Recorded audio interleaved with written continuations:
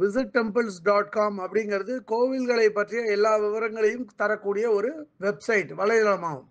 இன்னைக்கு அந்த visitTemples.com மூலியமா தமிழ்நாடு கரூர் மாவட்டத்தில் இருக்கிற ஐயர் மலை அப்படிங்கிற இடத்துல உள்ள ஸ்ரீ ரத்னகிரீஸ்வரர் கோயிலை பற்றி சொல்ல போகிறேன்.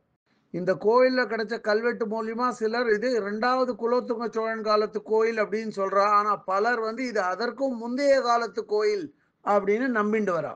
அகஸ்திய மாமுனிகள் பொதிகைமலை போகும்போது இந்த கோயிலுக்கு வழிபட்டதா தெரியறது.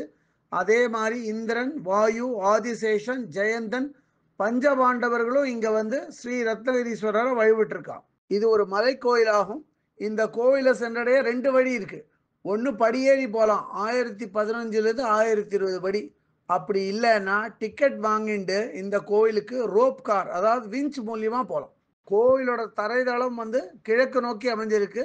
அந்த தரைதளத்தில் கணபதிக்கு ஒரு சன்னதி இருக்கு. அதே மாதிரி கருப்பண்ண சுவாமிக்கும் ஒரு சன்னதி இருக்கு. அது பக்கத்திலேயே வைரப் பெருமாளுக்கு ஒரு திருவடி வச்சு அங்கே ஒரு சன்னதி இருக்கு. படியேறி போகிற பக்தர்களுக்காக இங்கே மேற்கூரை ஒன்றும் இல்லை படி மேலே. அதனால் பக்தர்கள் கொஞ்சம் சிரமப்பட்டு தான் போனோம் வெயில் மற்றும் மழை காலத்தில். அங்கங்கே மண்டபம் கட்டியிருக்கா. அதனால் மண்டபத்தில் கொஞ்சம் ஓய்வு எடுத்துகிட்டு போகலாம். படியேறி போகிறவா நிறையா சன்னதிகளை வழிபட்டுட்டே போகலாம். அதில் துர்க்கை அம்மன், முருகன், கணபதி இவா சன்னதியெல்லாம் இருக்குது. ரோப் காரில் போகிறவாளும் மூலவர் சன்னதி வரைக்கும் ரோப் காரில் போக முடியாது. அம்பாள் சன்னதியோட ரோப் கார் நின்றுடும். அதுக்கு மேலே வயசானவாளாக இருந்தாலும் சின்ன பசங்களாக இருந்தாலும் நடந்து தான் போய் ஆகணும். ரோப் கார் இறுதியாக சென்றடையும் இடத்துல தான் சுரும்பார் கோழி அம்பாளோட சன்னதி இருக்குது. சுரும்பார் கோழி அம்பாளுக்கு அரளகேஸ்வரின்னு இன்னொரு பேரும் இருக்குது. அம்பாள் கிழக்கு முகமாக நின்ற கோலத்தில் காணப்படுறா. அம்பாள் சன்னதியை பிரதட்சணமாக வலம் வரவா ஜாகிரதையாக போகணும். தரைதளமெல்லாம் சிதிலமடைஞ்சு உடஞ்சி காணப்படுறது.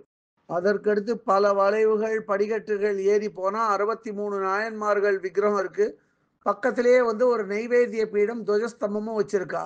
இங்கே ஒரு பாறையில் கணபதி விக்கிரகத்தை செதுக்கி வச்சுருக்கா. பார்க்கறதுக்கு ரொம்ப நன்னா இருக்குது.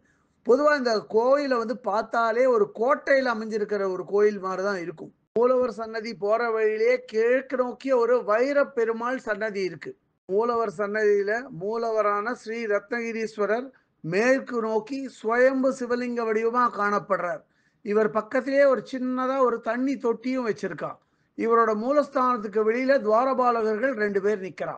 இந்த கோயில்ல விநாயகர், தட்சிணாமூர்த்தி, பிரம்மா, துர்க்கை, அர்த்தநாரீஸ்வரர் விக்கிரகங்கள் இருக்கே தவிர பிற சிவன் கோயில்களில் இருக்கிற மாதிரி இங்கே லிங்கோத்பவர் விக்கிரகம் இல்லை. அதற்கு பதிலாக தான் இங்கே அர்த்தநாரீஸ்வரர் இருக்கார். இங்கே நடராஜரும் சிவகாமி அம்பாளும் தனியாக ஒரு சன்னதியில் இருக்கா. தரை தளத்திலேருந்து மலை மேலே இருக்கிற சிவனோட சன்னதி போகிற வழியெல்லாம் குகை நிறையா இருக்குது. இது அந்த நாட்களில் முனிவர்களும் சித்தர்களும் வாழ்ந்த இடமா கருதப்படுறது. மலைக்கு கீழே ஒரு பெரிய புஷ்கரணி இருக்குது. அங்கே ஒரு கார் பார்க்கிங்கும் இப்போ கட்டியிருக்கான். இந்த ஐயர் மலையில் இருக்கிற ஸ்ரீ ரத்னகிரீஸ்வரர் கோயிலை மனசில் வச்சுட்டு தான் ஸ்ரீ ரத்னகிரீஸ்வரர் கோயில் அப்படின்னு பெசன் நகரில் ஒரு கோயில் கட்டியிருக்கா.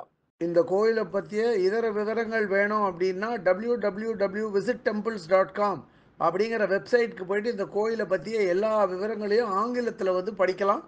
இல்லை பிற பாஷைகளில் வேணும்னா அதிலேயே மொழிபெயர்க்கிற வசதியும் இருக்குது. அப்படியே மொழிபெயர்த்து அவாவா பாஷைக்கு தகுந்த மாதிரி படிச்சுக்கலாம். அதை இதுவரை இந்த காணொலியை கண்டும் கேட்டும் மகிழ்ந்த பக்தர்களுக்கு visitTemples.com சார்பாக ராகவாச்சாரியின் நன்றிகள்.